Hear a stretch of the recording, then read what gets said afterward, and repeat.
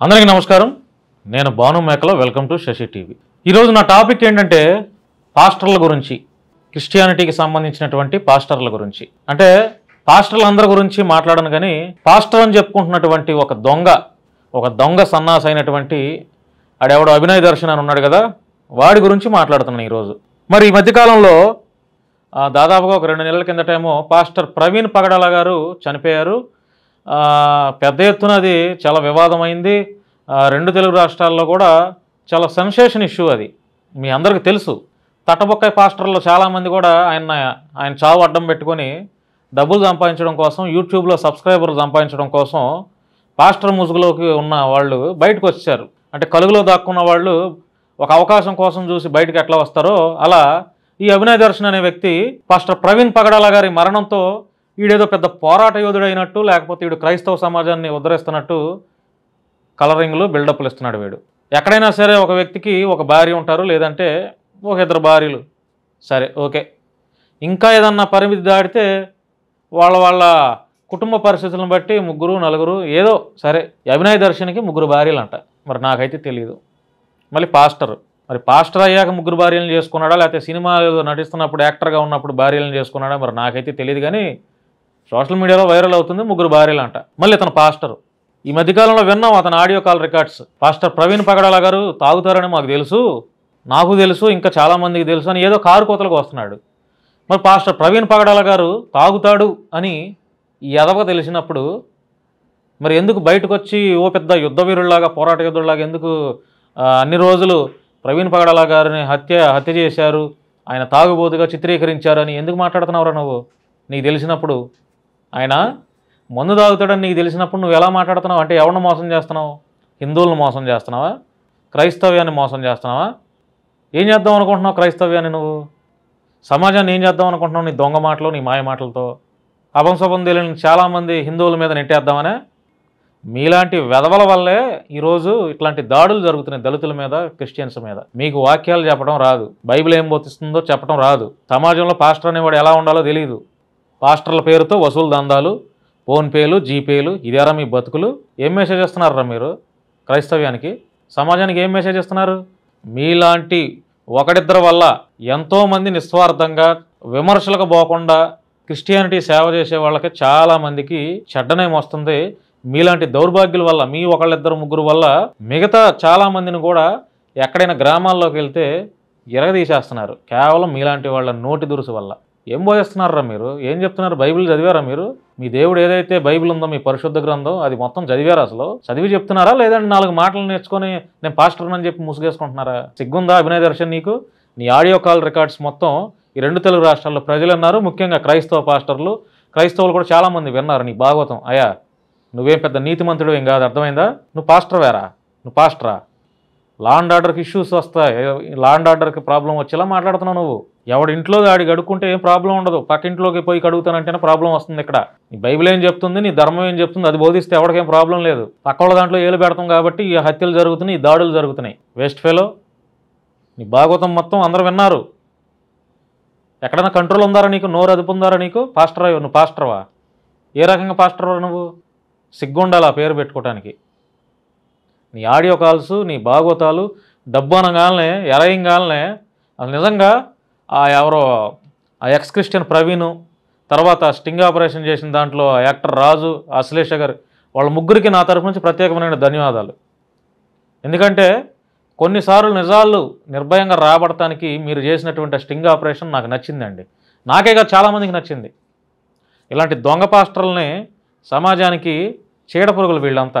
అభినయ్ దర్శన్ ఇంకా వస్తూనే ఉన్నాయి, కాల్ రికార్డ్స్ ఇంకా వస్తూనే ఉన్నాయి.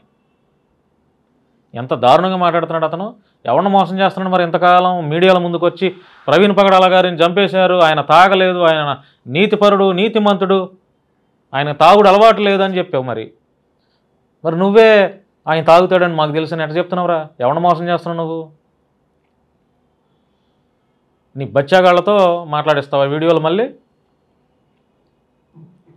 నీ పద్ధతి మార్చుకోరా అబ్బాయి, నీ పద్ధతి మార్చుకో, అర్థమైందా? నువ్వు మార్చుకుంటావా? మార్చుకో, లేకపోతే నువ్వు 100% చాలామందితో కంప్లైంట్లు వస్తాయి నీ మీద.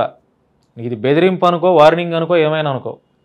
నీ పద్ధతి నీ బిహేవియర్ కనుక మార్చుకోకపోతే నీ మీద చాలా కంప్లైంట్లు వస్తాయి. ఇవ్వకపోతే అప్పుడు అడుగు, నన్ను ఇప్పిస్తా, అందులో ఎటువంటి డౌటే లేదు.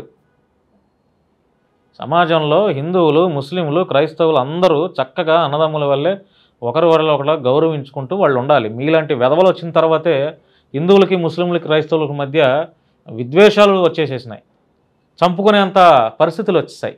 ఒకప్పుడు ఎక్కడ ఉండేవా?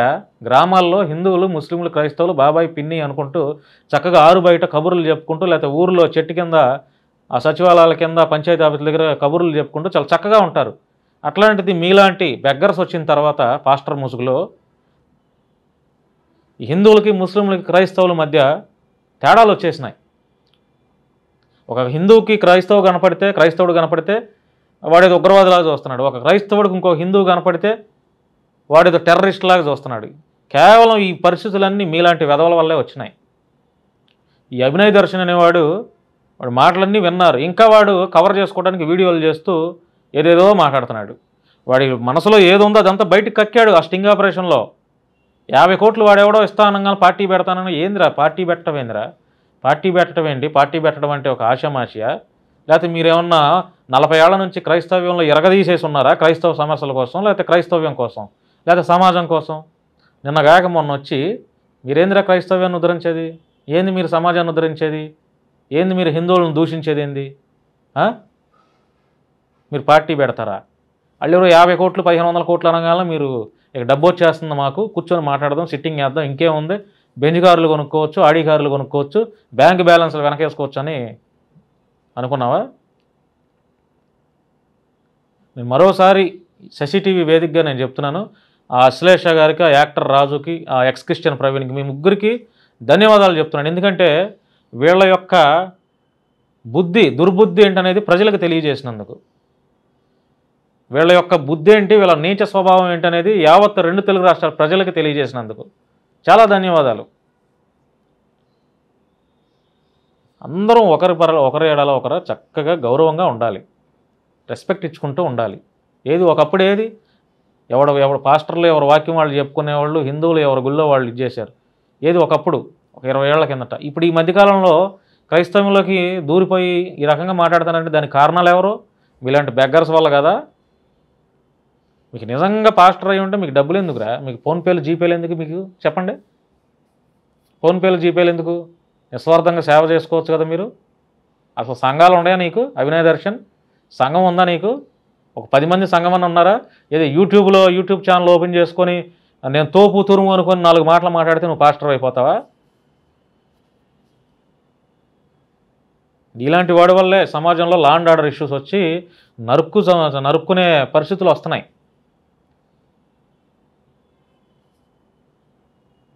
ప్రవీణ్ పగడాల గారి ఇష్యూని బేస్ చేసుకొని ఎంతసేపు నీ రాజకీయ పార్టీ పెట్టాలి, నువ్వు సీఎం అవరా, లేకపోతే అందరూ క్రైస్తవులు అందరూ, లేకపోతే హిందువులు కూడా నీకు సపోర్ట్ చేస్తారు, ఆంధ్రప్రదేశ్కో లేకపోతే తెలంగాణకు సీఎం అవ్వు, ముఖ్యమంత్రి, నీకు అదే కదా కోరిక. మాట్లాడుకుంటున్నారు ప్రజలు మన గురించి ఏమనుకుంటున్నారు? కాస్త సెన్స్ ఉండాలి, ఆలోచన ఉండాలి. అర్థమైందా? మీరేం పెద్ద తోపులు కాదు, లేకపోతే మీ వెనక ఒక 1000 మంది వచ్చే సైనికులు లేరు క్రైస్తవులు ఎవరు. అర్థమైందా?